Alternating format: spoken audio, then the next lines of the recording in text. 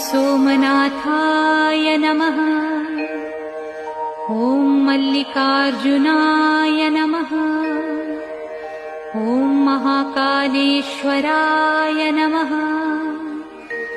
ॐ ओंकारेश्वराय नमः। ॐ वैद्यनाथाय नमः। ॐ भीमशंकराय नमः। ॐ रामेश्वराय नमः। ॐ नागेश्वराय नमः। ॐ विश्वेश्वराय नमः। ॐ त्र्यंबकेश्वराय नमः। ॐ केदारेश्वराय नमः।